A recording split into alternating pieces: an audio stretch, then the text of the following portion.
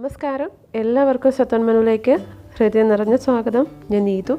ഞാനിന്ന് സത്തൻ മെനുവിൽ ഒരു പൊട്ടറ്റോ ഫ്രൈ ആണ് ഉണ്ടാക്കാൻ പോകുന്നത്. വളരെ ഈസി ആയിട്ട് നമുക്ക് ഈ പൊട്ടറ്റോ ഫ്രൈ തയ്യാറാക്കാൻ പറ്റും. ഒരു 10 മിനിറ്റിനുള്ളിൽ നമുക്കിതൊക്കെ റെഡിയാക്കി എടുക്കാൻ പറ്റുന്നതാണ്. അപ്പോൾ നമുക്കിത് എങ്ങനെയാണ് ഉണ്ടാക്കുന്നതെന്ന് നോക്കാം.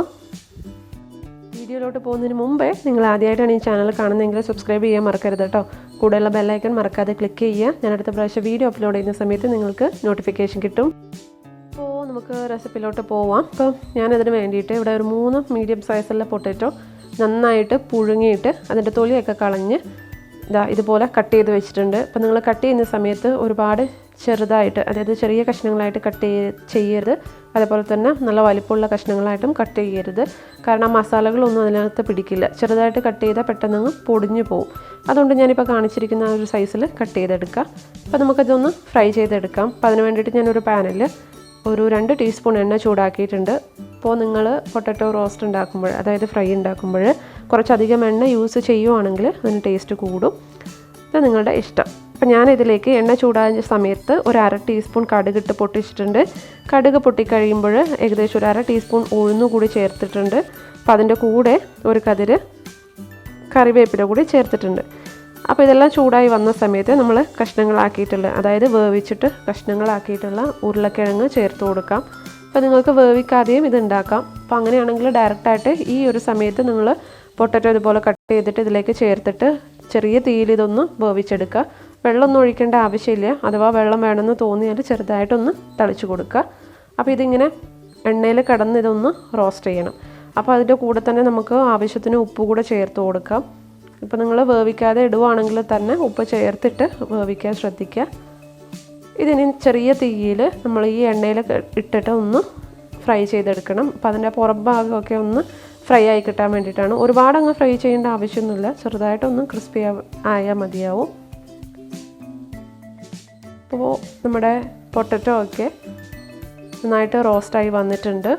അപ്പോൾ ഞാനിതിലേക്ക് പൊടികൾ ചേർത്ത് കൊടുക്കുവാണ്. അപ്പോൾ ഞാനൊരു 1/4 ടീസ്പൂൺ മഞ്ഞൾപ്പൊടി ചേർത്തിട്ടുണ്ട്. അതേപോലെ തന്നെ ഒരു 3/4 ടീസ്പൂൺ മുളക് പൊടി ചേർത്തിട്ടുണ്ട്. നല്ല എരിവുള്ള മുളക് പൊടിയാണ്, അതുകൊണ്ടാണ് ഞാൻ 3/4 ടീസ്പൂൺ ചേർത്തിട്ടുള്ളത്. അപ്പോൾ നിങ്ങൾക്ക് 1 ടീസ്പൂൺ ചേർക്കാം. അപ്പോൾ അതിൻ്റെ കൂടെ തന്നെ ഒരു 1/2 ടീസ്പൂൺ മല്ലിപ്പൊടി കൂടി ചേർത്ത് കൊടുക്കുന്നുണ്ട്. അപ്പോൾ നിങ്ങൾ പൊടികൾ ആഡ് ചെയ്യുന്ന സമയത്ത് ഫ്ലെയിം നന്നായിട്ട് കുറച്ച് വയ്ക്കുക. ലോ ഫ്ലെയിമിൽ ഇട്ടിട്ട് വേണം നിങ്ങൾ പൊടികൾ ആഡ് ചെയ്ത് കൊടുക്കാൻ വേണ്ടിയിട്ട്. അപ്പോൾ ഇനി ഇതെല്ലാം കൂടി നന്നായിട്ടൊന്ന് മിക്സ് ചെയ്ത് കൊടുക്കുക. അപ്പോൾ ചെറിയ തീയിലിട്ടിട്ട് നമ്മളിതിങ്ങനെ മിക്സ് ചെയ്യണം. അപ്പോൾ ആ മസാലകളും ഉപ്പും ഒക്കെ നമ്മുടെ പൊട്ടറ്റോയിലേക്ക് പിടിക്കാൻ വേണ്ടിയിട്ടാണ്. അപ്പോൾ ഹൈ ഫ്ലെയിമിൽ ഇടരുത് കേട്ടോ, എല്ലാം കൂടെ അങ്ങ് കരിഞ്ഞു പോകും, പൊടികളൊക്കെ അങ്ങ് കരിഞ്ഞു പോകും.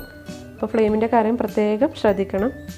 അപ്പോൾ നിങ്ങൾക്ക് പൊടികൾ കരിഞ്ഞു പോവുകയാണെന്ന് തോന്നുന്നുണ്ടെങ്കിൽ കുറച്ച് എണ്ണ ഒഴിച്ചു കൊടുക്കാം. അതേപോലെ തന്നെ വെള്ളം ചേർത്ത് കൊടുക്കാം, പക്ഷേ അത് കുഴഞ്ഞു പോകാനുള്ള ചാൻസ് ഉണ്ട്. അപ്പോൾ ചെറുതായിട്ട് തളിച്ച് കൊടുക്കുക.